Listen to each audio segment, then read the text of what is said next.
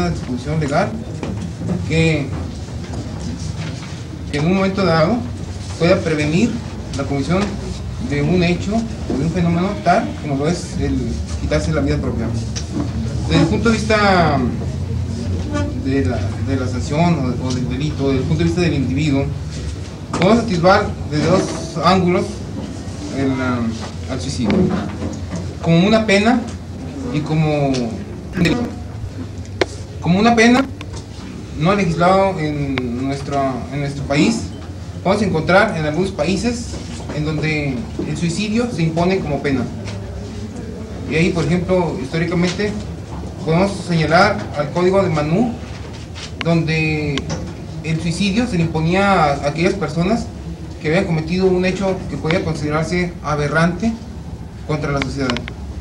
Igualmente, en las leyes japonesas, a pesar de lo que dijo mi compañera, en que en el harakiri se provocaba en una forma romántica, también el harakiri era una sanción impuesta para quien había realizado un acto en contra de la propia sociedad.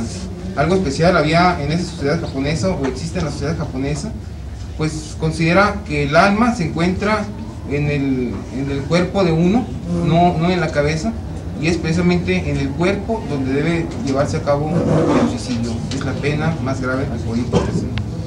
En nuestro país, por fortuna, no existe el suicidio como pena, pero sí podemos encontrarlo al suicidio como hecho, como fenómeno, como delito generalmente, pero no como el delito sancionado en forma típica, porque sería imposible hablar de un delito de suicidio dada la imposibilidad de poder sancionar a quien hubiese cometido el delito. Por otra parte, si pudiera pensarse en la posibilidad de sancionarse en aquella persona, debemos de pensar necesariamente en cierta excluyente responsabilidad en cuanto a la normalidad mental de quien pudiera atentar o cometer el propio suicidio.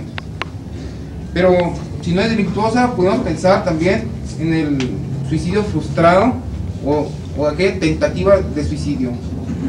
Tampoco es delictuosa la tentativa de suicidio en nuestro medio, dado que desde el punto de vista legal o desde el punto de vista de la dogmática penal no puede hablar de tentativa de un delito si no existe ese delito. Si no existe el delito de suicidio, tampoco puede hablarse de tentativa de suicidio. A lo más a lo que llega nuestro código o que llega nuestra legislación es a sancionar la inducción al suicidio, el auxilio al suicidio, aquel que invita o aquel que ayuda o aquel que coopera para que otro se suicide. No existe en nuestro medio legislado, en consecuencia, tipificado, el suicidio en sí mismo. Históricamente, sin embargo, podemos atisbarle algunos rasgos desde un punto de vista jurídico a lo largo de nuestra historia. Si examinamos la historia a través de la Iglesia, podemos advertir necesariamente que se sancionaba a través de la Iglesia, primeramente privando de una sepultura cristiana aquel que se suicidaba. Las leyes de la Iglesia disponen en la actualidad que nadie debe privarse de la vida. El no matarás del decálogo se actualiza en el momento mismo en que una persona misma destruye su propia vida. La vida no ha sido dada por él, sino que la vida le ha sido otorgada por Dios. Este es el principio en el que se basa la Iglesia. El segundo es de carácter terrenal. La segunda sanción que da la Iglesia es la confiscación de los bienes. Y una tercera es de carácter civil, la nulidad del testamento que hubiera otorgado la persona del suicida. Si hay confiscación de bienes, la nulidad del testamento sobreviene al pasar los bienes al Estado o al pasar a la Iglesia. Aquí la Iglesia proclama el deber de conservar la vida y ofrece premios y recompensas al más allá, y condena como pecado mortal a quien atenta contra su propia vida. En la época inquisitorial o en la época de la Inquisición podemos encontrar rasgos muy especiales en cuanto al suicidio o la pena del suicidio. Quien hubiese cometido algún delito, cualquier delito dentro de nuestra sociedad, aquí en México, era llevado a calabozos y esperaban durante muchísimo tiempo, 10, 15 años en ese calabozo, hasta el momento en que se ejecutaba la sanción que se le debía imponer en ocasiones. Si dentro de ese plazo, dentro de esos 10, 15 años que tardaba en esperar el llamado auto de fe, en donde iba a ser incinerado vivo por haber cometido algún delito o algo mortal, ¿no? Algún pecado mortal, en las plazas públicas, en el Zócalo de la Ciudad de México, y aquella persona desesperada se suicidaba antes de que fuera llevado al cadalso, no se salvaban sus huesos de llegar al auto de fe. Desfilaban por las calles de la Ciudad de México y eran incinerados en la hoguera, en el Zócalo. En la novísima recopilación de Indias, cuando llegan los españoles a México, o cuando se empiezan a dictar las primeras leyes aquí en México, la sanción que se establece dentro de la novísima recopilación es la confiscación de los bienes, y por tanto también la nulidad del testamento otorgado por el suicida. No es sino hasta aproximadamente en el siglo XVIII cuando Ferri viene a cambiar un tanto la idea que se tiene acerca del suicidio. Ferri, sin embargo, considera que el suicidio no es delictuoso y que está permitido. Y que está permitido precisamente porque no es delictuoso. Si la ley no prohíbe suicidarse, eso significa que una persona puede libremente retirarse la vida. Esa es la opinión de Enrico Ferri. Ya traspasando el problema de nuestra legislación, encontramos algunas cuestiones de interés. Encontramos en la práctica diaria que quienes atentan contra su vida y frustran el acto, si no llegan a consumar el suicidio, son detenidos y son llevados a algún lugar en especial, por lo general a alguna galera policíaca. Si examinamos este punto de vista a través del artículo 14 de la Constitución, que dispone que una persona no puede ser privada de la libertad si acaso no se da un proceso previo, primero tiene que haber proceso para privarlo de la libertad, y encontramos que en el caso de los suicidas son privados de la libertad, nos encontramos ante un problema de carácter constitucional. Podemos salvarlo, sin embargo, por el problema que se gesta. Es decir, justificamos esa detención en la medida en que es para salvar la vida realmente de aquella persona que ha atentado contra su propia existencia. Y es preferible retirarle su libertad o restringirle su libertad que restringirle su existencia, algo que los penalistas llamaron estado de necesidad. De acuerdo con la Ley Federal del Trabajo, tiene algunos efectos el suicidio. De acuerdo con el artículo 488 de la mencionada ley, encontramos que el suicida trabajador trae aparejados ciertos efectos para con el patrón, pues el patrón no está obligado a dar ninguna indemnización para el suicida, expresamente lo marca nuestro artículo. Y por último, la regulación la encontramos en la ley sobre el contrato de seguro, en la cual dispone expresamente uno de los artículos, no recuerdo en el momento del número, que pactado el contrato de seguro, los llamados seguros de vida, que en realidad son los de muerte, al suicida o a los herederos no se les podrá otorgar el beneficio pactado en el contrato si el suicidio acaece dentro de los primeros 2 años de celebrado el contrato. Después de 2 años podrá llevarse a cabo, o podrá celebrarse, o podrá pagar la compañía aseguradora la cantidad. Sin embargo, esto puede ser modificado por las propias compañías afianzadoras. Pueden reducir ese tiempo, digamos, hasta 6 meses, que en algunas compañías afianzadoras ocurre, ¿no? Pero legalmente son 2 años. Se establece igualmente que el suicidio, el inductor al suicidio, a quien induce al suicidio, si el suicida consume el acto, el inductor, si es heredero, pierde la herencia desde el punto de vista civil, no podrá adquirir ningún bien. Se establece esto de igual manera en la ley sobre el contrato de seguro, y podemos encontrar también algo similar en el Código Civil. Pero también se establece que no se nulifica el testamento como se nulificaba con anterioridad o hace ya tiempo. No se nulifica porque vale el testamento por cuanto a los demás herederos establecidos en el propio testamento. Así, en forma general, podemos establecer lo que es el suicidio, es decir, referido a la persona que se priva ella misma de su propia persona.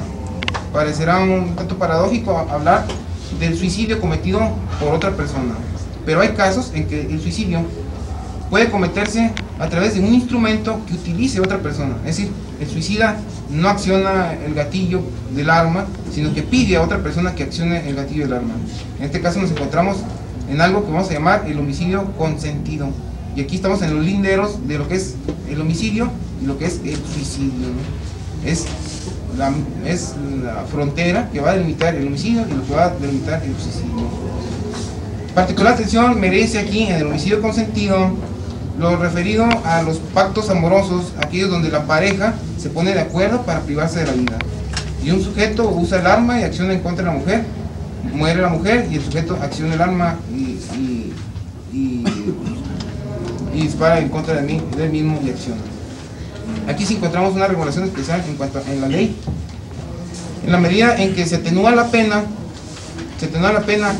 si uno de los suicidas, el que acciona el arma, logra vivir. Es decir, si es un suicidio frustrado. Es el caso aquel del sujeto que dispara en contra de la mujer, muere la mujer, el sujeto se dispara contra mala puntería que no atina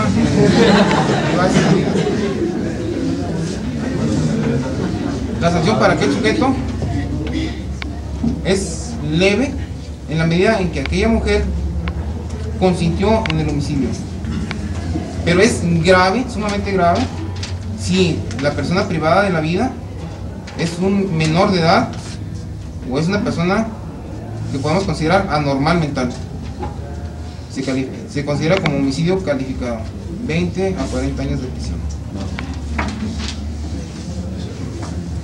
Un caso especial ocurrido en nuestra ciudad en cuanto al homicidio consentido, podemos recordarlo, el ocurrido hace aproximadamente 2 años, donde un sujeto dispara en contra de la mujer. La mujer, por líos amorosos, se encuentra casada con otra persona, no puede divorciarse debido a problemas de carácter económico, decide huir con el ser amado, ¿sí? con el que la va a privar de la vida, y en un momento dado, al no encontrar tampoco los fondos económicos para poder huir al extranjero, que es donde piensan, deciden suicidarse. Consiguen un arma que realmente no sirve, un calibre 22, y consiguen los cartuchos también calibre 22. El sujeto dispara varias veces, acciona contra la mujer y por fin logra disparar en contra de ella, muere ahí aquella mujer. Entonces el sujeto aquel toma el arma y dispara varias veces el cañón en contra de sí mismo. El revólver da varias vueltas y pega el percutor sobre el arma varias veces. Sin embargo, ninguna bala quiso accionar, ¿no? Ninguna servía. No es sino hasta varias vueltas después en el revólver cuando uno de los proyectiles es lanzado por el arma, débilmente debido a la mala calidad de la pólvora. El proyectil penetra por el ojo y se aloja en la parte trasera del cerebro. Lo único que se causó fue la lesión en el globo ocular, pero ahí quedó. Fue sancionado este sujeto por homicidio debido a fallas técnicas en la defensa.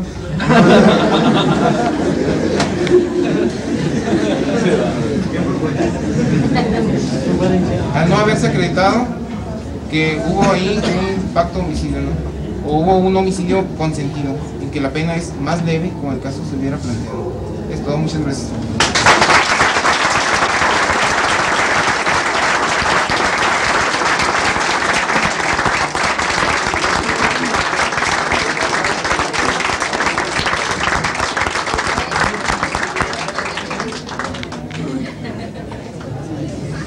Hemos oído cuán importante resulta oír o conocer de cómo la sociedad regula mediante el derecho los efectos del suicidio.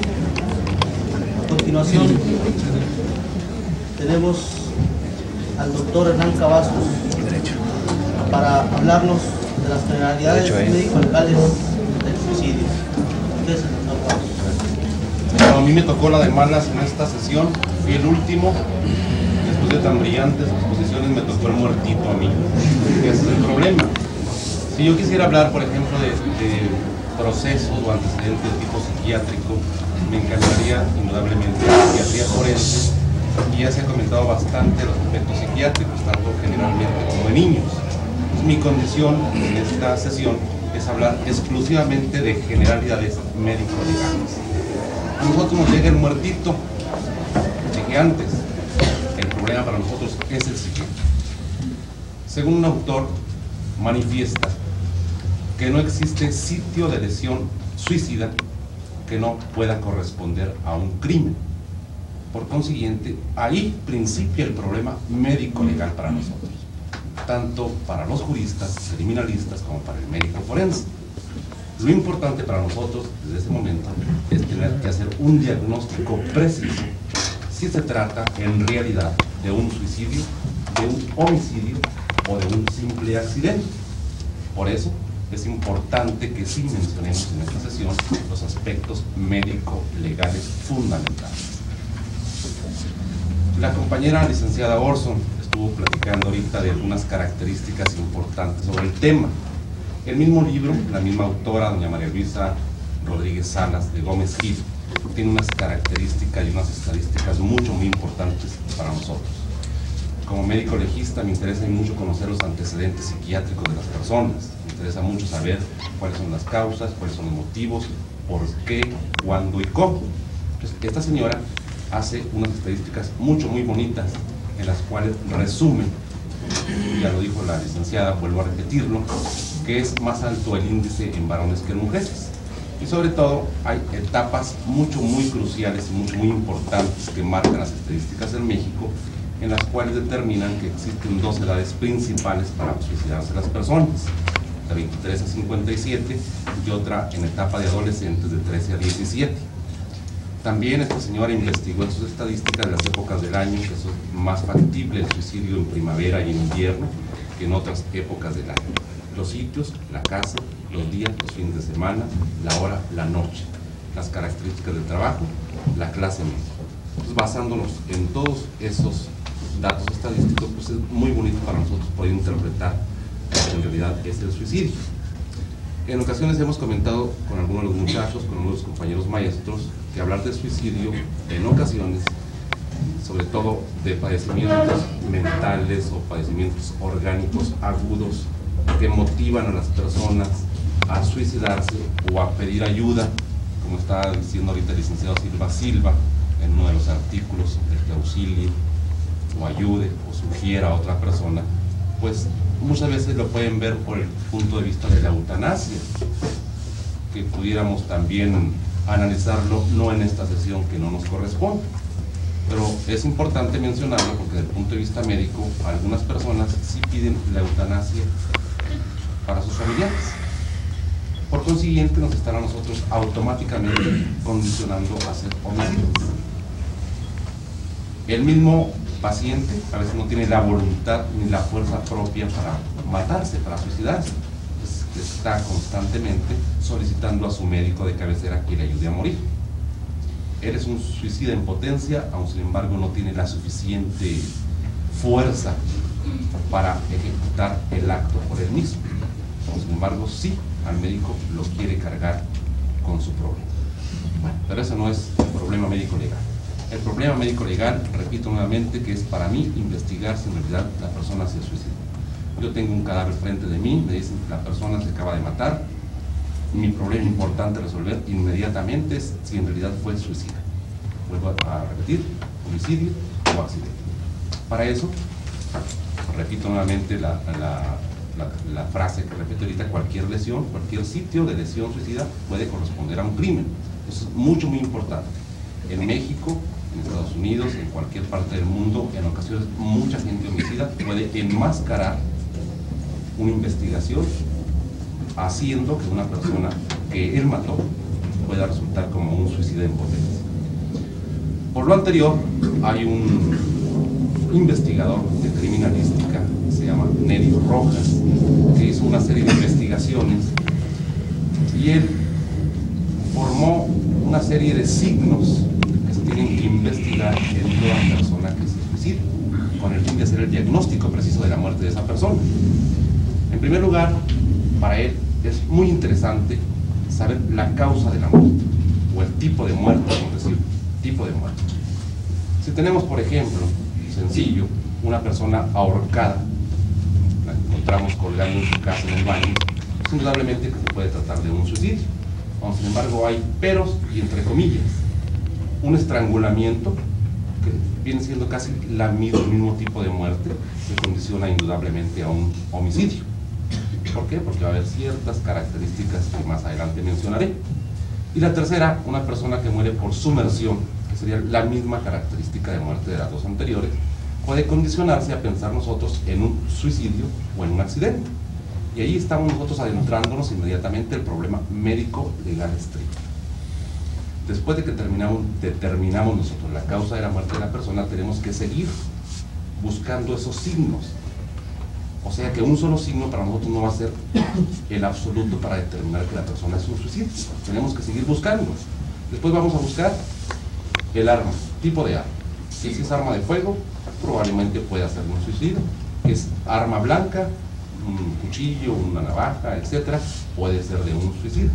Pero en cambio, golpes contusos, un marro, un bat de béisbol, pues indudablemente que va a ser un homicidio. Eso es importante para nosotros.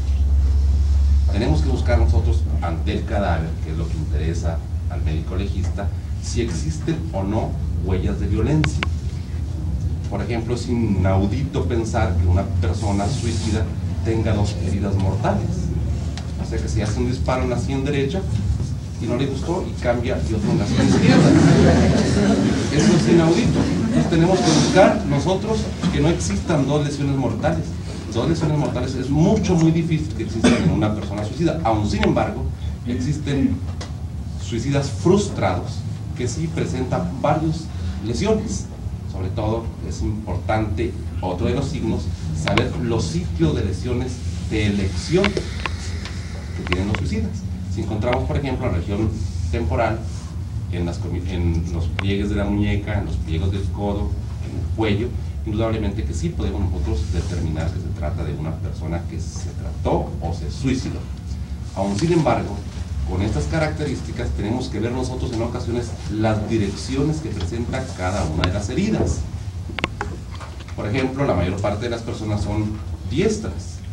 Si se van a suicidar degollándose, indudablemente que la herida va a principiar de izquierda a derecha, de arriba hacia abajo. Es muy difícil que una persona agarre un cuchillo con la izquierda y sea de derecha a izquierda. Así estamos condicionados mediante la dirección de la herida, que se trata de un suicidio y no de un homicidio. Eso es importante. Después de eso tenemos que buscar nosotros en el cadáver de la persona muertita si existen o no heridas de defensa. Es muy probable que una persona llegue con nosotros con una puñalada en el corazón o un harakiri, etcétera, etcétera. Aún sin embargo, en nuestra pesquisa de investigación médica vamos a encontrar que esa persona presenta en las manos múltiples heridas cortantes. Entonces es obvio suponer, desde el punto de vista práctico y de investigación, que esa persona se estuvo defendiendo y que no alcanzó a defenderse y entró el cuchillo hasta el otro lado. Otra característica importante también es ver el número y tipos de heridas que presenta una persona. Un suicida no puede agarrar un picahielo, se pica aquí, no le gustó, agarra la pistola, se pega acá, agarra un cuchillo, se troza acá, o va y se ahorca al final. Definitivamente. Entonces, múltiples heridas de diferente tipo, indudablemente que se trata de un homicidio. Pudiera ser que se trate de un accidente de tipo automovilístico también puede ocasionar múltiples heridas, aunque tiene lesiones muy características. Por ejemplo, en la clase de medicina legal que yo imparto aquí en la universidad, me gusta mucho hablar de hechos de tránsito, porque nosotros podemos sacar en investigación características muy importantes de las personas que sufren accidentes. Es muy común y corriente que una persona que vaya manejando choque, se mate el compañero que viene sin deberla ni temerla y el cuate que va manejando se salve. Y lo más usual es que el compañero cambie el otro a donde está el volante. Y al final de cuentas, mediante la investigación precisa, un peritaje médico concienzudo, se puede determinar las lesiones de cada uno de ellos. Y determinar, tú venías manejando y el muertito venía en el otro lado. Entonces es importante esta investigación. Es el problema más importante para nosotros, hacer una determinación precisa de qué es lo que estamos nosotros viendo en este momento ante el cadáver. Existe, por ejemplo, es una cifra muy reciente, que es otra rama también de la psiquiatría forense, de la medicina legal que impartimos aquí, que es muy importante, dadas las circunstancias del desarrollo en México. Hay una estadística nueva que existen en el mundo 120 millones de personas con trastornos mentales. Entonces, de esos 120 millones de personas con trastornos mentales, pues, es una cosa exorbitante. Para el año 2000 se espera que sean 200 millones de personas. Por tal motivo, pues es indudable que el médico y el abogado conozcan a fondo más la precisión de lo que es la psiquiatría forense, que engloba aspectos médico-legales. La misma estadística afirma que existen 20 millones de personas totalmente locos, y que de los cuales, si muchos 10 llegan al manicomio, de los cuales el otro montonal andan en las calles, en las universidades.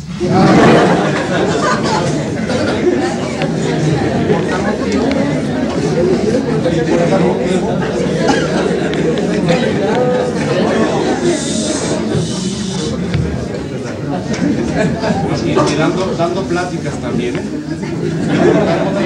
tal motivo es importantísimo para nosotros estudiar el aspecto psiquiátrico, el aspecto psicológico de las personas. Vivimos en un medio en el cual el estrés es constante, los problemas son constantes.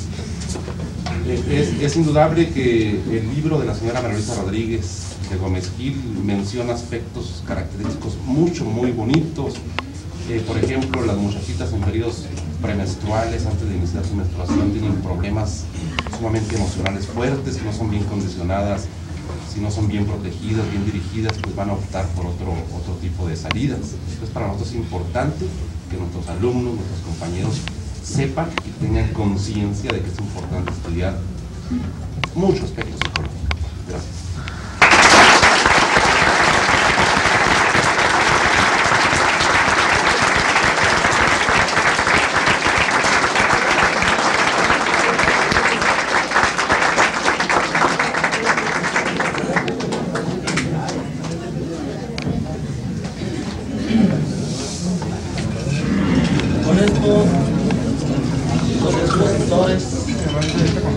Relacionados diversos aspectos al homicidio han dado término a su participación hasta ahorita.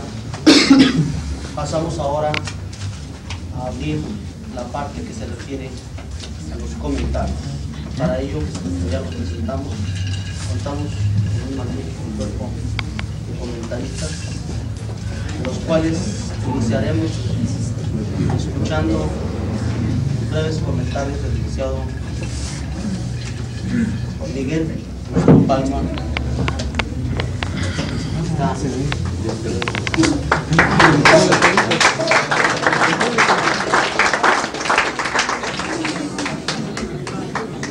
Bueno, como supongo que faltan los comentarios de los compañeros y aún según nuestro programa tenemos 40 minutos de debate, voy a tratar de ser lo más breve posible. Tengo unos comentarios que hacer en relación a las exposiciones hechas, comentarios que no necesariamente representan estar de acuerdo en algunos de los casos, y voy a tratar de dar alguna conclusión general con respecto a mi profesión. Lo primero que quiero comentar es lo siguiente. Producto de las exposiciones que hemos escuchado, corroboro una vez más lo que durante mucho tiempo nos ha preocupado, especialmente a los que estamos interesados en el campo de la psicología. El suicidio representa uno de los problemas más serios en la psicología, toda vez que es el desajuste conductual que representa o tiene menos estudios, y no solo eso, sino que es el desajuste que tiene o que cuenta con menos sistema de prevención. Dentro de la psicología se ha avanzado considerablemente en el estudio, en la etiología de las enfermedades mentales, en la clasificación de las mismas. Se ha avanzado considerablemente en los métodos o en las terapias, no nada más de curación, sino en los sistemas de prevención para algún tipo de desajuste. Desgraciadamente vemos que el suicidio en este campo se ha quedado un poquito atrás. Por desgracia, ¿verdad? Se manejan estadísticas muy bonitas, se habla de características muy importantes y sin embargo hasta ahorita no ha habido alguien que nos hable sobre cuáles son los pasos a tomar para prevenir un suicida, para evitar que un suicida se presente. Es tan importante que inclusive en ese aspecto estoy de acuerdo con el doctor con el padre Lozoya, en el sentido en que el suicidio definitivamente es un proceso gradual. Sin embargo, hablamos de las características del suicida, de las situaciones alrededor del suicida, pero nunca hablamos de las situaciones que pueden producir el suicida y pues damos ideas sobre lo que se puede hacer para evitar que un suicida se presente. La prueba máxima es que se habló mucho de Durkheim, por ejemplo. Durkheim es una de las personas que tiene pues más importancia dentro del aspecto del suicidio. Sin embargo, es uno de los más viejos. Sus estudios datan ya casi de un siglo, y sin embargo siguen siguen marcando la pauta en el fenómeno sociológico y psicológico, ¿verdad? No por descartar la importancia de Durkheim, sino porque por desgracia vemos que no hemos avanzado gran cosa. Otro de los comentarios ahora en relación a lo que mencionó el psiquiatra, el compañero Víctor Acosta, es en el sentido en que en la mayoría de los casos el suicidio se ha identificado con la neurosis depresiva, y durante mucho tiempo se manejó esta situación que sin embargo, y subrayando en la mayoría de los casos, sin embargo no siempre es así. El mejor ejemplo se nos acaba de presentar el año pasado con el famoso suicidio colectivo de Jamestown, no recuerdo cómo se llama, el famoso reverendo que llevó a toda una secta al suicidio, ¿verdad? Y no podemos identificar ahí neurosis depresiva o que estaban muy tristes y por eso se quitaron la vida. Desgraciadamente se ha cometido ese error en la teología médica de creer que el suicidio siempre o casi por lo general está relacionado con aspectos neuróticos, fundamentalmente depresivos. No siempre es así, no siempre es así. Otro comentario es que, y creo que aquí se debió haber mencionado desde el punto de vista sociológico, es que en nuestra cultura existen una serie de tabús, una serie de valores transgiversados que impiden y han impedido tradicionalmente el estudio serio y a fondo del fenómeno suicidio. El mejor ejemplo que les puedo dar es el clásico adolescente que se suicida por dificultades sexuales. En los adolescentes es muy común que una persona pueda quitarse la vida porque descubre que es impotente sexual, o porque fue violada, o cuestiones por el estilo, ¿verdad? Y la cultura está tan cerrada y existen valores tan transgiversados y tan retrógradas que en un momento dado la muchacha prefiere quitarse la vida, soportar la vergüenza de tenerle que decir al padre que está embarazada. En un momento dado prefiere hacerse un aborto que en muchos de los casos termina en muerte, en lugar de que la sociedad se dé cuenta de lo que le pasó si no está casada. En muchos de los casos el adolescente se confunde más al investigar con sus compañeritos que están más confundidos que él, que en vez de ir a la principal fuente de información que son sus padres. Y las neurosis depresivas son considerables. La falta de identidad en el adolescente proviene muchas veces de los conflictos intrapsíquicos, de los conflictos emocionales, fundamentalmente desde el punto de vista sexual. Nuestra cultura tiene valores todavía muy marcados que impiden el estudio del fenómeno, fundamentalmente con respecto a la conducta sexual. Otro comentario que tengo, siendo lo más breve posible, tratando de hacerlo, ya no me dé mucho tiempo. Estoy en completo desacuerdo con el doctor Acosta, en el sentido en que parece que se mencionó ahí que existe un impulso agresivo en el hombre que posiblemente sea una de las causas del suicidio, y se manejaba como el ejemplo que, vamos a poner, en las guerras el número de suicidios desciende porque quizá el suicida o el suicida potencial puede canalizar su agresividad contra el enemigo. Esta es una corriente dentro de la psicología la que habla que puede existir un impulso agresivo en el hombre, pero científicamente no hay una conclusión definitiva de que exista un impulso agresivo en el hombre. Fundamentalmente el neopsicoanálisis menciona eso, pero por otro lado sería incongruente sostenerlo si dicha corriente también sostiene que existe un impulso de conservación en el hombre. O sea, si se nos ha hablado que en el hombre existe el famoso impulso de conservación o el famoso instinto de conservación, sería incongruente que en ese mismo hombre existiera el impulso de la autodestrucción. No podría sostener un individuo esa ambivalencia, definitivamente. Hay una corriente específica dentro del movimiento psicológico que dice que existe un impulso agresivo en el hombre y que lo puede llevar a la autodestrucción, pero la corriente psicológica no es nada más el psicoanálisis. Podríamos contraponerlo con el Gestalt, podríamos contraponerlo con la psicología humanística, con muchas otras corrientes. No se ha llegado a una conclusión definitiva. Con respecto a lo que menciona el doctor Madrid en la postura del suicidio infantil, No estoy de acuerdo cuando se menciona que parece ser que en el niño no existe depresión. Está científicamente probado que existe neurosis depresiva en la infancia. Es más, se ha demostrado que la neurosis depresiva en los infantes puede ser más grave que en los adultos, toda vez que los mecanismos de ajuste o mecanismos de defensa no están tan desarrollados, ¿sí? Un neurótico depresivo adulto puede canalizar o recompensar su depresión tratando de encontrar justificaciones lógicas a sus fracasos o tratando de proyectar sus características negativas en otros. Un niño no tiene desarrollado aún esos mecanismos de defensa, puede inclusive ser más grave. Y por último, con respecto a la participación de la compañera Jamie Orson, que nos presentó muy buenos datos al respecto, ella mencionaba que parece ser que en términos educativos en el renglón secundaria hay un índice mayor de suicidios, y ella mencionaba, no sé por qué, no quiero decir que yo sí sé, ¿verdad? Creo que eso se relaciona con el hecho de que en la secundaria el individuo está en la adolescencia, que uno de los conflictos más considerables de la adolescencia es la falta de identidad propia. Esa es la razón por la cual el adolescente hoy es religioso y mañana es comunista y pasado mañana es radical y el domingo es conservador. Es decir, la característica conductual prevaleciente del adolescente es la búsqueda de sí mismo, la búsqueda de la identidad. Y esa búsqueda de la identidad puede acarrearle una serie de desajustes, ¿sí? Una serie de desajustes que puedan terminar en el suicidio, definitivamente. Eso es todo.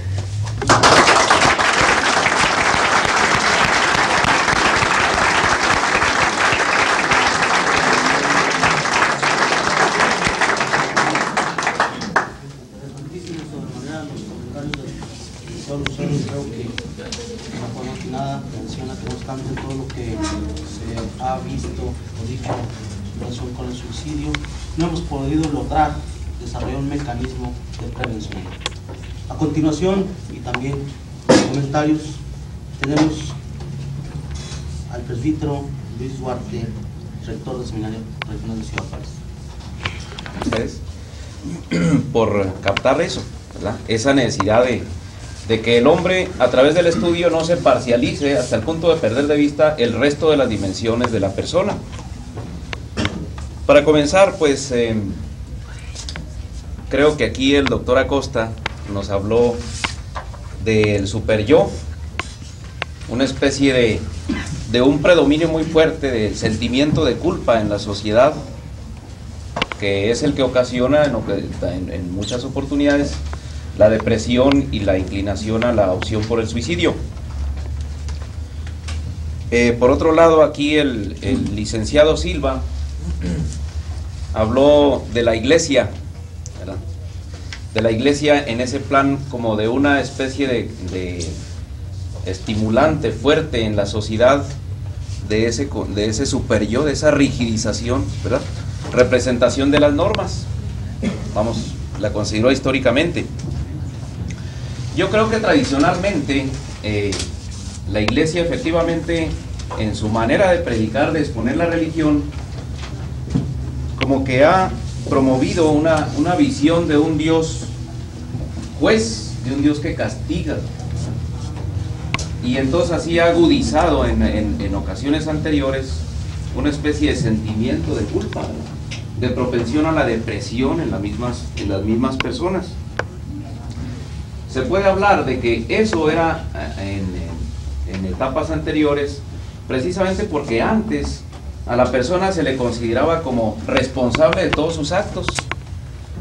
Pero a medida que fueron avanzando las ciencias, sobre todo las ciencias psicosociales y también la biología en su área genética, ¿verdad? Entonces ya todo el mundo fue captando pues que el hombre está sometido a muchos condicionamientos,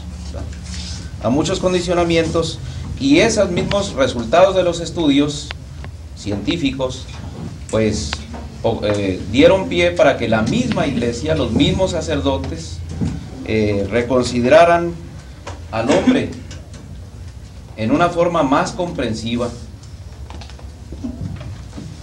y así se orientara la religión, la aportación de la religión y la presentación de Dios en una forma nueva, un Dios amor, en una forma que verdaderamente fuera promotora y no represora del hombre, un Dios amor un Dios comprensivo con nuestra situación, con nuestra circunstancia, ¿no? Y así promover al hombre en una forma más integral, en forma más positiva.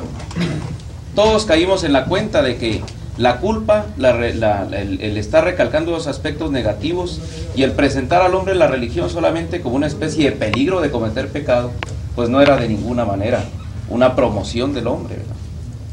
Y entonces ese Dios que se está tratando de presentar ahora en una forma nueva, lo presentamos ya actualmente en una forma, tratamos de hacerlo en una forma más encarnada, ¿verdad? Un Dios más comprensivo, un Dios que en verdad espera al hombre y sabe comprender pues la situación que vive. Para ilustrar un poco esto, yo quiero traer un poquito a colación los encuentros, las entrevistas que he tenido con personas que han querido suicidarse. Hace poco tuve yo una persona pues que ya llevaba 3 intentos de suicidio. Y entonces lo que yo hice precisamente fue tomar en cuenta las aportaciones de la ciencia. Primero, situar su condicionamiento, qué sociedad, de tipo social, ¿verdad?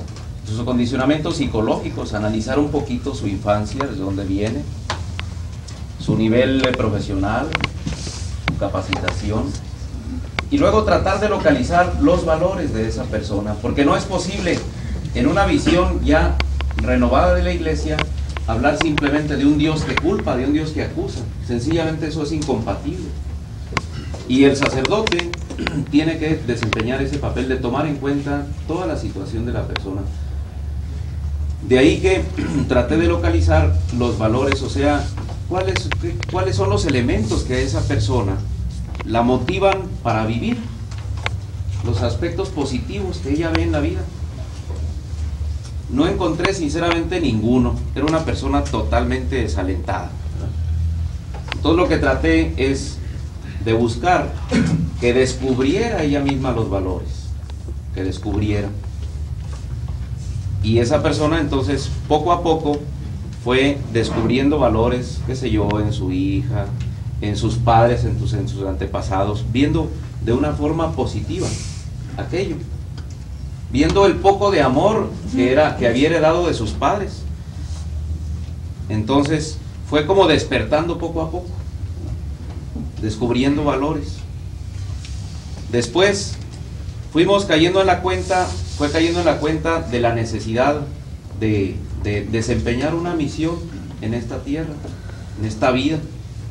Una misión de amor, no de simple manutención económica, ¿verdad?, material de los hijos, sino una misión de amor. Y ahí fue donde ya fue despertando progresivamente a los valores. Fue reconociendo que tenía algo que hacer y que había personas a las que ella podía aportar algo. Eso es lo que se llama tal vez un poco, no sé aquí los psicólogos, ¿verdad?, algo así como especie de la logoterapia. Viktor Frankl, que es el padre de la logoterapia, habla precisamente de que toda persona debe descubrir un sentido en su vida, y ese sentido en la vida se descubre en la medida en que esa persona capta los valores de actitud y de creación, o sea, en la medida en que esa persona ve necesario enfrentar el desafío de la vida, y de creación en la medida en que ve que puede hacer algo por los demás, sobre todo en la línea del amor. Y ya para terminar rápido esto, entonces ahí, solamente hasta entonces, esta persona fue capaz de descubrir un poquito la presencia de Dios en su vida y la necesidad o la invitación de colaborar con ese Dios creador, con ese Dios amor. De ahí que fíjense ustedes, nosotros como sacerdotes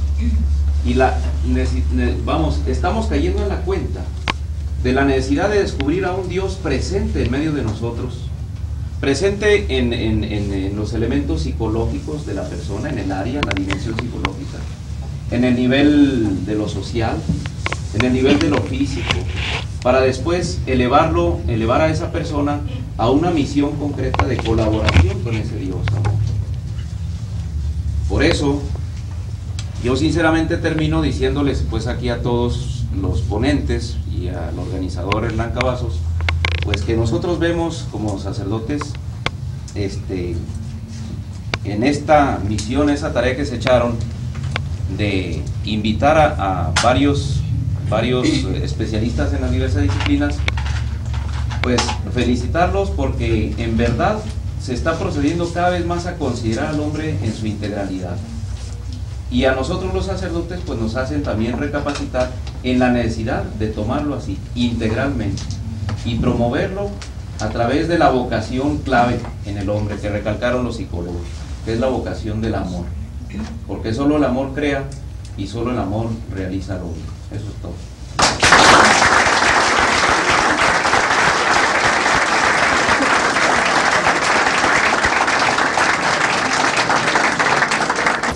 Realmente es una breve síntesis de lo que mis compañeros acaban de decir.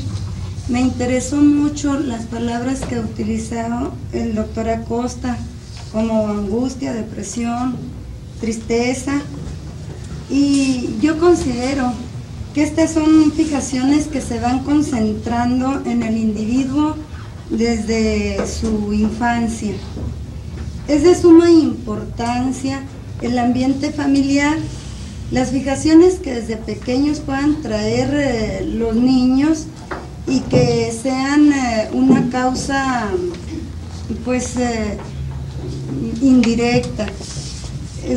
Vemos impresiones de tipo cotidiano, como observar sin que sus padres lo noten, sin que se den cuenta, las relaciones sexuales, por no tener las debidas precauciones de separar sus recámaras, de cerrar las puertas, etcétera. Todo esto va causando una serie de traumas en los niños que pues se convierten en traumas perennes. Las actitudes cotidianas de los mismos, las fingidas verdades que se convierten en un sinnúmero de mentiras, las inhibiciones sobre tales o cuales cosas que deseen hacer por no prestarles la debida atención. No hagas esto, no quiero que hagas esto, pero no les dan una explicación clara, ¿verdad?, de por qué no deben de hacerlo. Sin la preferencia hacia determinados miembros de la familia, que la niña porque fue rubia, porque tiene los ojos azules, por ser la más bonita, el niño mayor porque fue el más inteligente, porque se parece a su papá, porque se parece a su abuelito, porque tiene rasgos al que fue mi primer novio, muy semejantes a lo que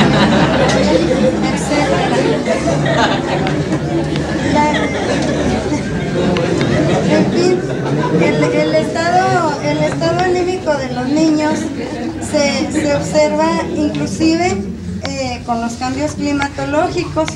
Por eso la base de no llegar a pensar en el suicidio pues radica en el ambiente que los rodea. Considero que el suicidio en el niño sí es consciente, puesto que Freud, Adler, Jung nos hablan de que sí existe la depresión infantil. Uno de los factores que podrían intervenir en la prevención de suicidas sería tomar muy en cuenta, pues como los padres nos lo han mencionado, el factor afectivo, que es el amor predominante entre los padres, las conductas familiares, el moral, el social y el cultural. Y redundando en las palabras del doctor Madrid, pues debemos de aceptar al niño como lo que es, un niño en proceso de crecimiento, un ser en proceso de crecimiento, y no como un adulto chiquito. Muchas gracias.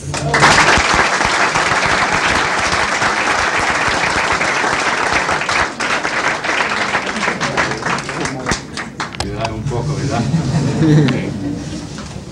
Tiene bastantes reacciones de las pláticas, pero como no tiene completamente facilidad en español, ¿no? Ustedes son lucky. Mucha suerte. Mucha suerte que no pueda dar bastante, ¿no? Primero, las estadísticas. Las estadísticas frecuentemente en el acto de suicidio son en error. En error. Sabemos que muchas personas que mueren son suicidios, pero mueren en una forma que no nos podemos investigar o identificar, ¿verdad? Hay muchos. Entonces, las estadísticas frecuentemente son en error. Son interesantes, particularmente esos de Durkheim, pero son ancianos, ¿verdad? 1951. Y la mayoría de esos fue en Europa. Esas estadísticas para esta época no son válidas.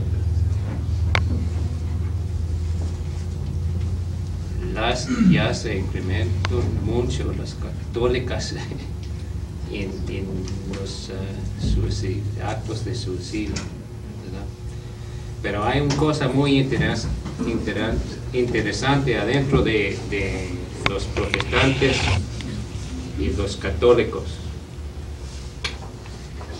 Hay ellos que dicen, tenemos un psicólogo que dijo que los protestantes en la historia de la religión quitaron el hombre en el acto de confesión, ¿verdad? Confesión. Y ese es por qué no tienen hombre, sus pláticas van directamente al Dios. Pero con los católicos, ahí tienes el padre que reciben el acto de confesión. Yo no sé, es la opinión de este psicólogo. Bueno,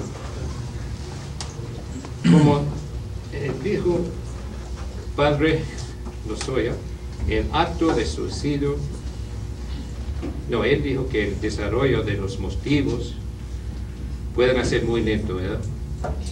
Frecuentemente. Es un periodo de tiempo durante los motivos desarrollan, ¿verdad? Okay. El acto de suicidio, como los motivos, puede ser muy lento también. No es un acto todo el tiempo, instantáneamente, es un acto que ocurre durante un periodo de tiempo. Ellos que toman drogas, ellos que fuman mucho, ellos que el alcohol, todo eso son actos de suicidio, para mí son. Y para tratar en práctica, para tratar ellos que son potenciales, es mejor ver no las causas, y tenemos una línea muy indistinguida, no ver las causas, es muy interesante ver las causas del acto, pero es más importante estudiar los indicadores, estudiar los patrones de pensamiento. Como el doctor Madrid dijo, hay ciertas indicaciones. Estas indicaciones frecuentemente ocurren adentro de las interrelaciones del niño. Frecuentemente se sale en su comportamiento, en las escuelas se salen en todo su trabajo, sus dibujos, todo eso, y estudian esos patrones de pensamiento, porque nosotros sabemos, pensamos, no sabemos, pero pensamos con bastante seguro que los antecedentes del acto, de todos los actos, son los patrones de pensamiento. Y es todo lo que queremos.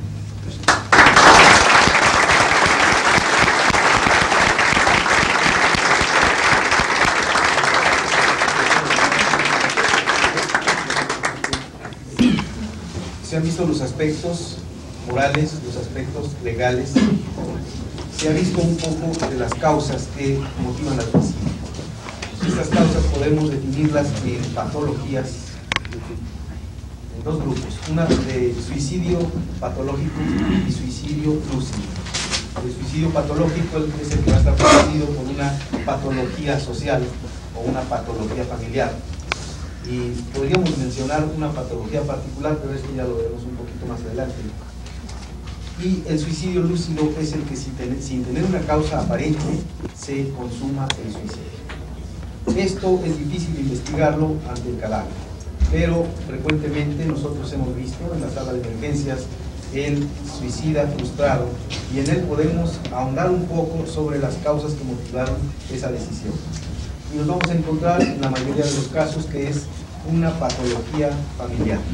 El caso en que la muchacha desea vengarse de alguien de su familia o de toda su familia, o que se siente desprotegida de la misma familia y toma la decisión de privarse de la vida. O bien del muchacho o del joven, del joven hombre, que ante la imposibilidad de mejorar la condición económica o de resolver problemas familiares, en un estado de alcoholismo transitorio, no podemos decir el alcoholismo crónico, que ya es otra forma de suicidio, pero en un estado alcohólico transitorio, atenta contra su vida y por el estado también en que se encuentra, no logra el propósito. Y estos suicidas, con la tendencia esa misma del suicidio, atentaron contra su vida sin lograrlo, y en la mayoría de los casos, esperemos que afortunadamente se arrepienten de ese acto suicida. Pero existen los suicidas que ya mencionaban aquí, los suicidas de repetición, los suicidas crónicos, en que 2 o 3 veces, y las personas que están aquí tenemos presente a un suicida que 2 veces intentó gravemente con una herida seccionante del cuello, 2 veces intentó privarse de la vida, no lo logró, y no sabemos si exista una vez, pero es una tendencia que tiene ya al suicidio y es una patología ya personal de este individuo. Hay algunas patologías en donde el individuo se ve inclinado hacia el suicidio porque ha perdido la esperanza, y esto es en lo personal donde creo yo que radica la base del suicidio, de donde se ha perdido ya la esperanza. El enfermo, el gravemente enfermo, una patología ya particular, en donde no tiene la esperanza de aliviarse, digamos el cáncer en su fase final, y donde el sufrimiento es tan intenso y que ya no hay esperanza, y se justifica a sí mismo el suicida. Nosotros no sabemos si lo justificamos o no, pero él se justifica para privarse de la vida.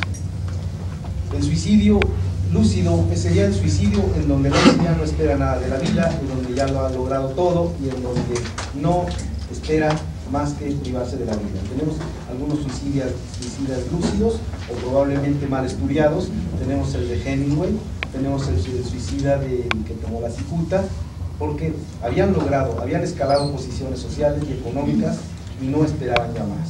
De los suicidas de los años 20 en los Estados Unidos, en donde una patología transitoria social, el derrumbe de los capitales, ocasionó que hubiera una oleada de suicidios. Probablemente haya sido patología social, los suicidios colectivos se toman como patológicos.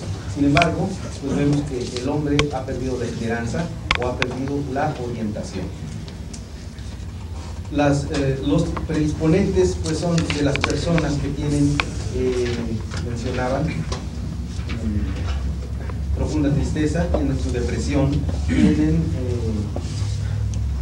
no tienen la orientación, no tienen el estímulo para continuar luchando. Esto sucede desgraciadamente en los jóvenes. Y afortunadamente, como vemos en el hospital, no existe el suicidio con la frecuencia que se menciona en las estadísticas por el gran número de frustraciones. Y este gran número de frustraciones da en las personas pues una experiencia en donde realmente el suicidio pues no es nada agradable, porque tratar de cortarse las venas o tratar de ingerir una sustancia tóxica es una cosa muy desagradable, les deja experiencias y probablemente ya les quitan las ganas de un suicidio próximo. Podríamos aducir el derecho que mencionaban, el derecho de suicidarse, que el hombre tiene derecho a quitarse la vida cuando ya es nocivo a la sociedad. El suicidio, aquel de los genocidas de Nuremberg, en donde ellos ya no tenían esperanza de sobrevivir porque iban a ser juzgados y privados de la vida, y entonces prefirieron quitársela ellos mismos antes. El caso de los generales japoneses, en que ellos mismos habían perdido el honor y no tenían esperanza de recuperarlo y se aplicaron el harakiri. Probablemente tenían el derecho que mencionaban a quitarse la vida. Pero nos falta una valoración, que es la valoración si es necesario, es justo más bien, justo el suicidio o no es justo el suicidio, porque es un atentado contra la vida propia. Si es cobardía o si es valentía el quitarse. Podríamos decir que es un acto valiente, mejor comienzo por el cobarde, un acto cobarde del hombre que habiendo perdido la fortuna decide quitarse la vida con un disparo de 45 en la cabeza, la 45 no cae. Podríamos decir que es un acto de cobardía porque ese hombre pudo haber seguido luchando y haber levantado nuevamente a su familia. Podemos decir también que es un acto de valentía, porque es mucha valentía el tomarse un vaso de ácido sulfúrico en una paciente que, teniendo una enfermedad muy grave, decidió acortar la agonía y ingirió medio vaso de ácido clorhídrico. Esta es la valoración, cada quien tiene la propia para decir si es cobardía o es un acto valiente.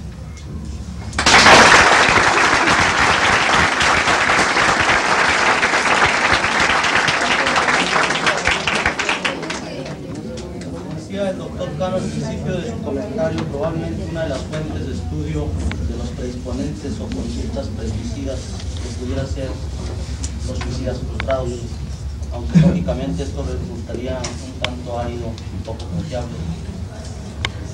Vamos ahora a oír el comentario del profesor Armando Chávez al respecto. Este simposio nos ha dejado un grato recuerdo, hemos confrontado ideas, hemos rectificado otras, hemos aumentado nuestro canal de conocimiento para valorar el problema, sus causas, sus resultados. De aquí que me siento yo tan satisfecho y mi intervención, aunque pobre, la doy con todo gusto, tratando de resumir, en primer lugar, la intervención general para dar mi idea que se deduce de esas reflexiones. Felicito a quien habló del aspecto psiquiátrico porque nos dejó la idea de la angustia, de la depresión, de la tristeza, una idea persecutoria que anima al suicida a tomar tal determinación, pero en síntesis el problema no es más que una inadaptación, un trauma que se va formando, que se crea, que vive, una aversión, un desajuste que lleva a tal determinación. El estallido de ese yo que se libera de la conciencia, de la conciencia y de la subconsciencia para presentar la personalidad falsa creada por el suicida. También hubo un principio de soledad que asignó el doctor del tema psiquiátrico.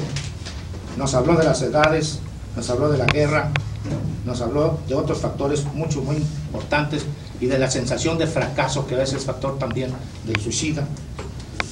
Una ganancia secundaria, una instancia superioica, un porcentaje y unas edades variables en que se presentan estos fenómenos. El que habló de suicidio infantil nos llamó mucho la atención por aquello de la baja carga emocional, o más bien dicho, diría yo, la elevada carga emocional que va haciendo peso en el subconsciente para tomar la determinación que priva de la vida. Nos habló de la necesidad, y esto es lo importante, no solo subrayar y hablar del problema, sino también citar algunas medidas que pudieran evitarlo, del diálogo, de la comprensión, del amor para los niños para los jóvenes, para los adolescentes, sobre todo en las etapas plenas de su desarrollo, cuando se define sobre todo la personalidad o el sexo, que es tan determinante en los cambios psíquicos y somáticos del individuo, y que es la edad en donde se presenta más el alto porcentaje de intentos de suicidio y de suicidios. El niño, el joven, el adulto que espera ver un guía en su semejante, en su maestro, en su padre, en su madre, que le haga comprender la vida misma. Esto fue muy importante de la plática y exposición sobre el suicidio infantil, de la depresión y sus equivalentes, de los factores extrafamiliares, de los factores exógenos y endógenos, etc. Todo eso confronta los datos que nosotros tenemos de la bibliografía consultada y de los libros que son textos generalmente en varias etapas, porque hay algunos que no pasan su edad de integración del pensamiento, de la conciencia de los hombres. Del aspecto sociológico la felicito, a mí sí me valió mucho la aportación estadística. Yo soy de los que quiero más los sistemas que empaquetan, que establecen grados, que dan números.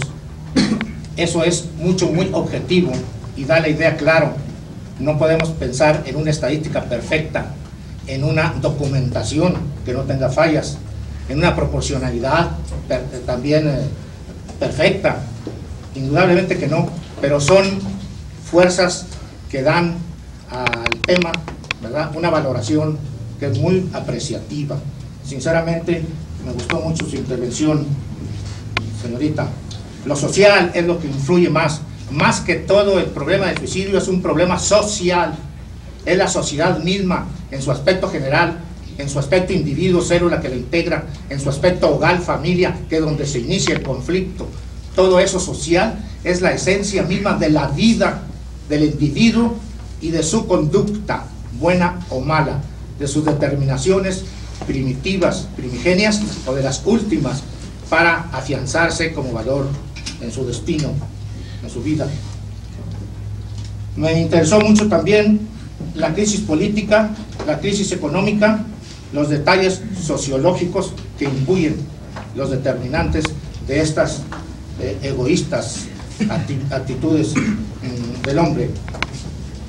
Me interesó mucho también los suicidios por grupos, que últimamente han llamado la atención y que confirman también que el suicidio no solo ha existido, sino que existió y seguirá existiendo, que el suicidio no es para un nivel, para una edad, para un sexo, para una zona determinada geográfica, sino que es un fenómeno social que abarca por igual al individuo en cualquiera de sus latitudes.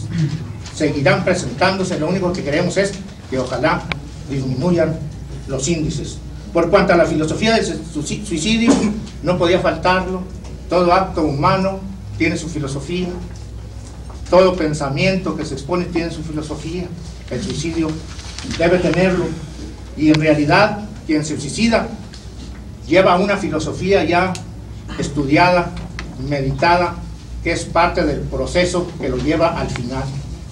Él conscientemente o inconscientemente, emotivamente o cargado de todos los agentes que están influyendo sobre su mentalidad, está también forjando en sus ideas un sentido filosófico que lo lleva a la determinación final. La filosofía es pues importante para el fracaso o para el éxito en cualquiera de las empresas que emprenda el hombre. Pero la frustración es indudablemente lo inmediato al acto, frustración que se desprende de los factores que acabamos de citar. Con respecto a lo jurídico, mi estimado abogado, pues creo que lo jurídico estuvo perfecto, sobre todo por cuanto a lo que respecta a nuestro país, ¿no?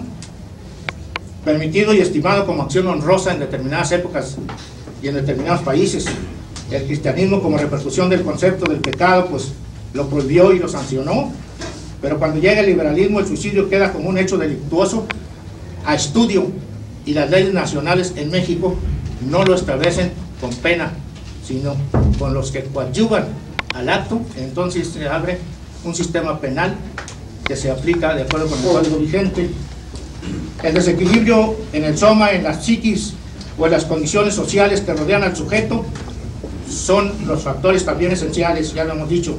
La patología mental, enfermedades exaltantes o deprimentes, los trastornos nerviosos de alta perturbación o de índole angustiosa o persecutoria, el desequilibrio por razones patológicas somáticas, enfermedades incurables o dolorosas, perturbación erótica, no se ha insistido mucho en esto, y si llegamos a la prepubertad y a la pubertad, va a ser lo sexual o determinante, la crisis del pensamiento, de las actitudes, la niña que se vuelve romántica y piensa en su príncipe azul, y si no lo encuentra mentalmente, si no lo transpone a quien más desea cerca, se ve frustrada y llega al suicidio.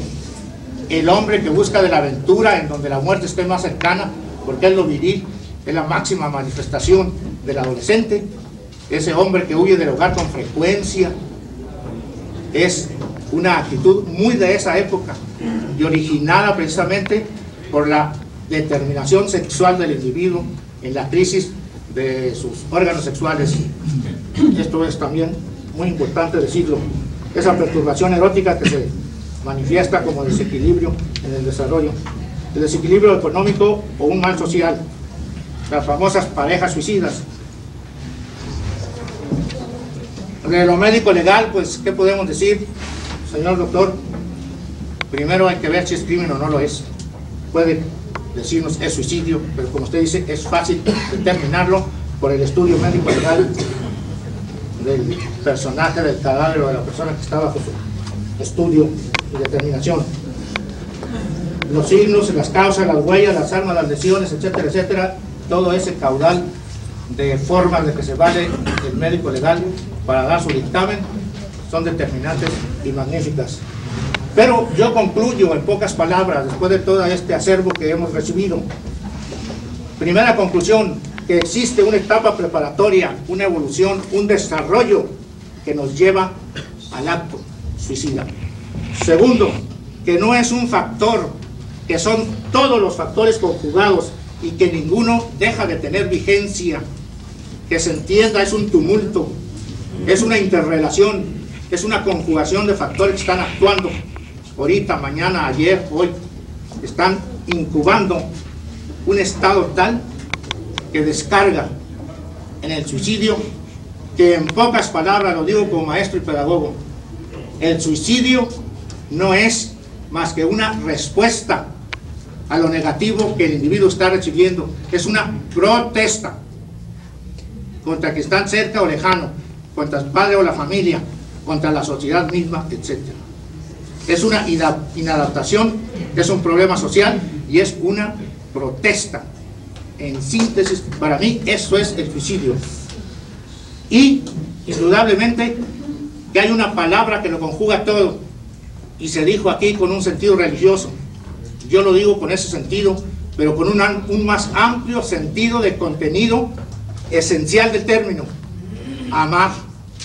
Amar, prodigar el amor a mis semejantes, a las cosas incluso, el amor a la familia, el amor a las buenas acciones, el amor por servir, el amor por respetar, el amor por crear mayor cultura, el amor por prepararme para ser un buen servidor de mi sociedad, de mis semejantes, de mi familia. Ese es, en esencia, la palabra determinante que nos lleva a las causales del suicidio y a mejorar el índice que presenta. Y si usted me lo permite nomás, les voy a leer 2 hojas que yo traía ya como un trabajo especial. Las causas del suicidio en los niños en su primera edad escolar son en su mayoría pueriles, pruritos de imitación, de mortal desenlace, o bien procesos afectivos determinados por un terror invisible ante la amenaza o la sospecha del castigo, así como la intimidación causada en broma a veces por un adulto. Los deseos de muerte provocados por la envidia o los celos no pasan generalmente de ser excitaciones momentáneas y no deben asociarse, como las ideas suicidas, hijas de la venganza y del pesar, con un efecto profundo de lo subconsciente, ni se explican tampoco por una desilusión libidinosa. En las épocas de la prepubertad y de la pubertad es cuando los suicidios infantiles alcanzan su punto máximo y son determinantes en su mayoría biológica y psicológicamente. A veces la inclinación al suicidio es una carga de la herencia que estalla. El niño que no se siente amado por su padre difícilmente soporta la vida. Los hijos de epilépticos y de alcohólicos manifiestan inclinación al suicidio, y los que han enfermado durante el proceso del desarrollo físico-espiritual sienten a menudo impulsos hacia él. En relación con las enfermedades psíquicas, el suicidio ocurre con mayor frecuencia en las escuelas secundarias que en las primarias. Los estados de depresión y de excitación engendran intensos sentimientos de desazón. En el sexo femenino, las épocas críticas periódicas, con su frecuencia de estados de destemple y nerviosidad, determinan el máximo número de suicidios. El no sentirse comprendido conduce al aislamiento, y este, unido al escaso éxito de la escuela, origina la creencia de ser inútil para la vida, a cuya conclusión puede llegar también la excesiva vigilancia y los malos tratos de la casa paterna, y particularmente los desengaños de la ambición del alumno para escuela superior. Los muchachos de disposición romántica ven en el suicidio una hazaña viril. Los que sufren de un morboso prurito de superioridad ven en él un recurso supremo. Una autosublimación en las muchachas sujetas a los malos tratos en la casa paterna o a desordenadas relaciones de familia. Las tentativas de suicidio aparecen con frecuencia, coincidiendo con el despertar de la piedad, al notar que son compadecidas por otras personas. Las pasiones amorosas y los estados puramente sentimentales frente a los obstáculos que se oponen al amor no encuentran a menudo más salida que la propia destrucción, especialmente en las niñas, las cuales son, en la mayoría de los casos de doble suicidio, la parte instigadora, interpretando el acto como de recíproca fidelidad hasta la muerte. La sugestión que sobre la juventud ejercen, y esto tampoco se dijo hoy, las informaciones periodísticas, demostrable por la secuela de estos actos de destrucción cometidos como consecuencia de ella, no pueden ponerse en duda. Lo mismo que la influencia de un falso concepto de honor en la educación. Las relaciones amorosas cada día son más frecuentes entre alumnos de ambos sexos. Llevan casi siempre al onanismo, y aún con la depresión fisiológica a él anexa la aversión a la vida que se encuentra también en los adolescentes homosexuales, así como en las alumnas de las escuelas profesionales y de otro tipo, las cuales particularmente en las grandes ciudades y cada día en mayor número van a caer en las filas de la prostitución callejera, para de allí, una vez contagiadas, sucumbir muchas veces a la fobia, terror morboso y a las ideas suicidas. La influencia del clima sobre las predisposiciones físico-anímicas al suicidio no se puede negar, y marcha paralelamente a las faltas contra la moral en primavera, en que el influjo del clima viene a sumarse a las promociones y exámenes que tienen lugar en las escuelas, con el consiguiente temor ante el posible fracaso. Del mismo modo, según se desprende de las estadísticas de las escuelas superiores, deben considerarse como primeras causas de los suicidios superiores escolares los fracasos sufridos en sus estudios. Entre los estudiantes de las facultades sobre los cuales sería conveniente formular una verdadera estadística, hay que contar con la actitud de un incremento en la cifra de suicidios debido al hecho del agotador trabajo mental y de la tensión psíquica producida por la expectativa de un fracaso que el número excesivo de aspirantes hace más probable por los perjuicios sociales y económicos que entrañan y en general difícilmente se soportan. Suicidio, problema de ayer, de hoy y de siempre. Suicidio, sociedad, pon tu parte para evitarlos. Suicidio, hogar, más cariño, más identidad, más comprensión. Suicidio, el amor en su justo medio, la comprensión sin el exaltado romanticismo. Suicidio, virilidad masculina que fracasa frente al máximo de la idea de la superación y la grandeza, sin el respeto a la vida ni a sus semejantes. Suicidio, que cae bajo la divina palabra del amor. Amor, amor, amor. Muchas gracias.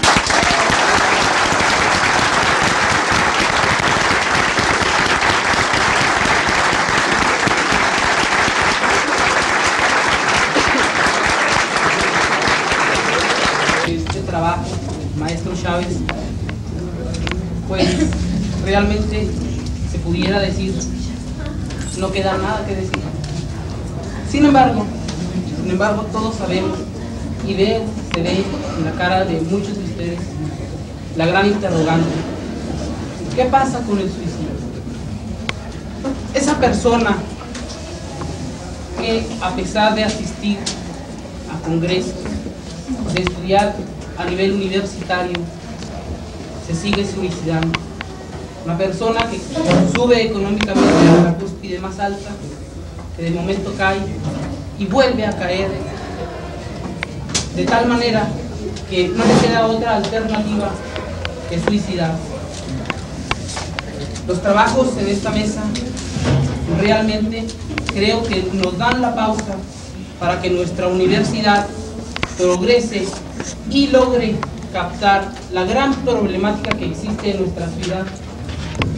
Una problemática bastante compleja, porque, como nos han dicho los compañeros, influyen aspectos individuales, aspectos familiares, y lo más terrible, que nuestra sociedad, a pesar de conocer los múltiples factores que intervienen para que la persona llegue a la determinación de suicidarse, de tal manera, no quiero cansarlos, ya se ven que están realmente un poco agotados por esta jornada tan extensa. Quiero terminar mi comentario con una frase y dejar en las mentes de ustedes la valoración de qué tan importante es tener la libertad de amar, pero también tener el derecho de morir.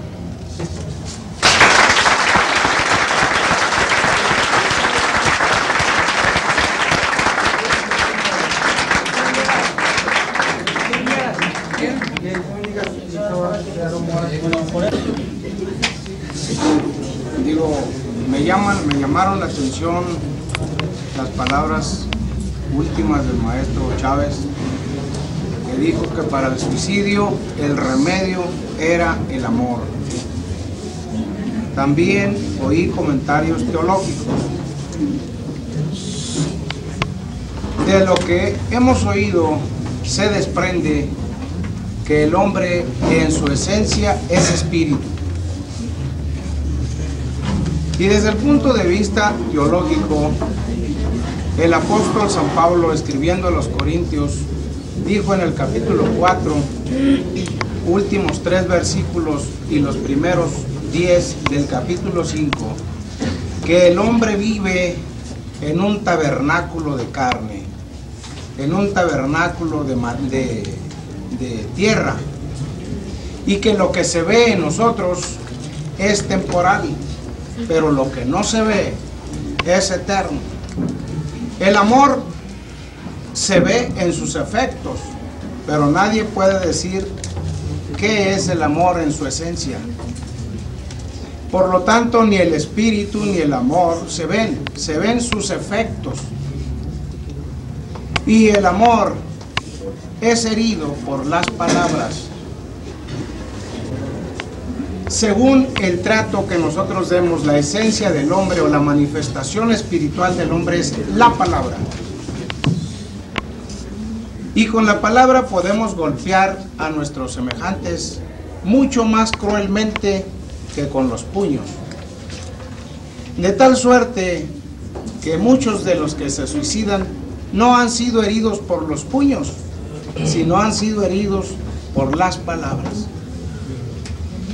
El maestro Chávez decía y hablaba de la frustración.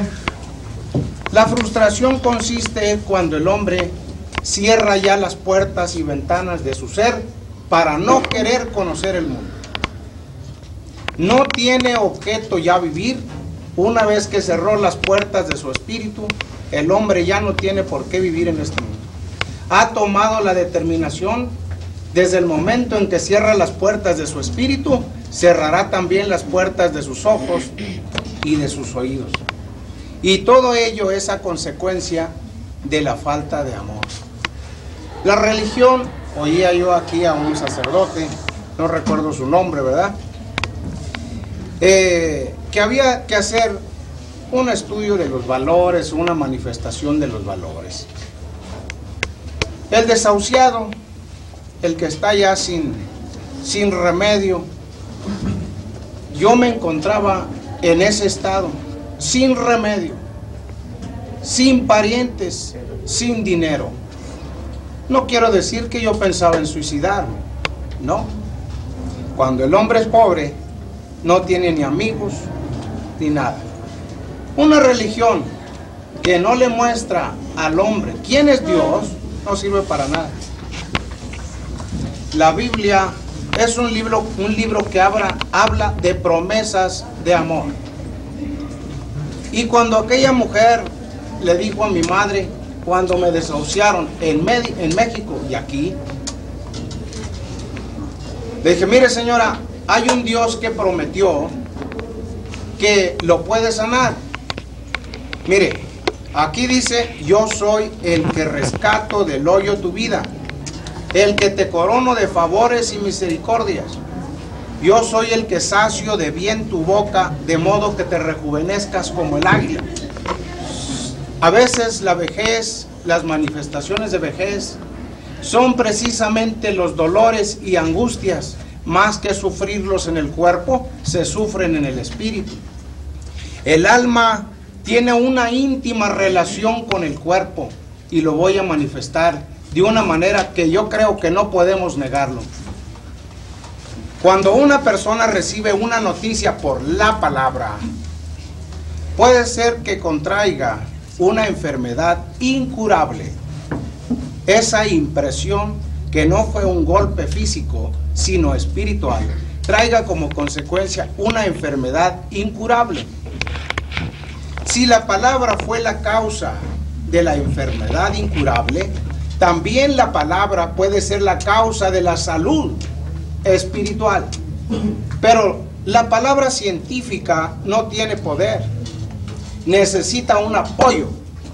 Como cuando yo disparé por primera vez, cuando constricto, disparé y no me apoyé el arma me volteó, el arma necesitaba apoyo. Cuando nosotros hablamos palabra vacía, palabra sin contenido, es una palabra que le falta poder. Un comentario simple a un enfermo no lo cura.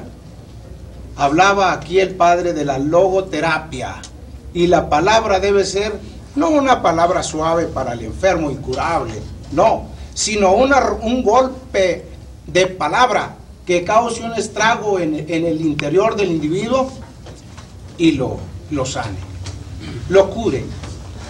Yo fui motivo de salud espiritual y no me considero inteligente, pero tampoco me considero que me hayan fallado las facultades mentales, y yo puedo decir que yo sané.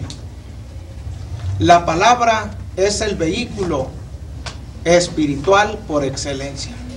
Si el hombre no tuviera palabra, no pudiera haber creado la ciencia. El origen y fundamento de la ciencia es la palabra. Y Dios se valió de ese mismo vehículo para mostrarnos a nosotros su poder. Y cuando se habla de predicadores, vemos nosotros la palabra, y la palabra es de poder. Todo estudio secundario, los efectos, las estadísticas, que hablamos de las depresiones, bueno, pues la palabra causa muchos estragos, decimos. Por ejemplo, cuando hay una palabra que pega en nuestro espíritu, el corazón se acelera. No se tentó el corazón con una cosa física, sin embargo el corazón se acelera. No solamente eso, los intestinos, las glándulas suprarrenales y todo el organismo repercute en alguna parte de su cuerpo el golpe de la palabra. Y hay suicidas que necesitan una palabra, y la palabra debe llevar esencia de amor, y si no lleva esencia de amor, nunca curará a una persona. Un médico puede haberse sacado 10 en toda la carrera, pero no, si no tiene una palabra que pueda beneficiar al enfermo y solamente de una manera muda le da la receta o lo trata, ¿cuántas veces hace más bien la palabra que ninguna sustancia física? Y considero yo que cuando hablaba aquí el señor sacerdote de que la iglesia cambió su actitud, antes le hablaba de que Dios era un juez y que solamente debería temerle, pero que posteriormente la iglesia cambió a que Dios le amaba. Posiblemente sea la interpretación de la iglesia, y la iglesia falló a la verdad, faltó a la verdad. Pero todavía se sigue diciendo en el confesionario la palabra ego te absolvo, es decir, como un juez que absuelve a otra persona. No sé si se haga como terapia, no sé si se haga en el sentido jurídico, o no sé si se diga en el sentido paternal, o no sé en qué sentido se dirá, o si se tomará la presencia o la encarnación de que es Dios quien habla ahí. Yo considero, como decía aquí el maestro Chávez, que el amor, quien no tiene amor no puede hacer bien a sus semejantes. Hubo uno de los más grandes suicidios en la historia, cuando el marco alemán se devaluó, perdió su valor, el primer domingo de 1948. Entonces, cuando el hombre sintió que con 10,000 marcos que podía comprar una propiedad, al día siguiente no podía comprar ni siquiera una rebanada de salchichón, entonces el hombre sintió no la falta del poder económico, sino la falta de comprensión de la sociedad. La sociedad no le amaba, la sociedad no le brindaba amor, todo se desplomó y las puertas de su espíritu se cerraron, y entonces como consecuencia el hombre se privó la vida. Por otro lado, todo navegante del espacio y navegante de los mares tiene como punto de partida o punto de referencia el polo. Si no existiera el polo magnético, no sé en qué forma se guiarían los navegantes, pero gracias al polo magnético el navegante sabe en qué rumbo va, a qué rumbo va y qué posición ocupa. El polo del espíritu es la esperanza. Cuando a un hombre se le quita la esperanza, cuando a un enfermo le dicen, usted, Señor, no tiene remedio, le está diciendo, Señor, su vida se acaba, no tiene ninguna esperanza. En ese momento el hombre piensa, no tiene objeto vivir. Pero cuando hay una palabra de esperanza, y ojalá que cada uno de nosotros la tengamos, lograremos salvar las vidas de aquellos que, desdichados en el mundo, están decidiendo morir. Y yo felicito a todos los que han participado, porque han motivado que yo hable. Yo no traía intenciones absolutas de hablar, pero veo que están interesados en un tema que es benéfico para nosotros en general y para el mundo entero. Muchas gracias.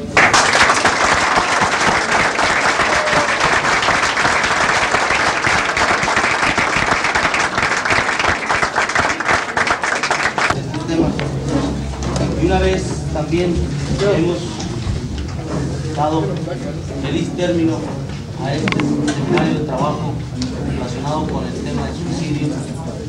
No nos resta nada más que felicitar calurosa y efectivamente a todos y cada uno de los exponentes y comentaristas que nos han brindado con su persona y su asistencia mucho de lo que en sí han investigado, han conocido o nos han podido dar. Quiero también agradecer la presencia de todos ustedes que han hecho posible este simposio. Quiero también agradecer a las autoridades y a la prensa que nos ha hecho el favor de tomar esto para poderlo ver también para beneficio de todas las demás generaciones de la universidad futuras en tiempos posteriores. Muchas gracias a todos.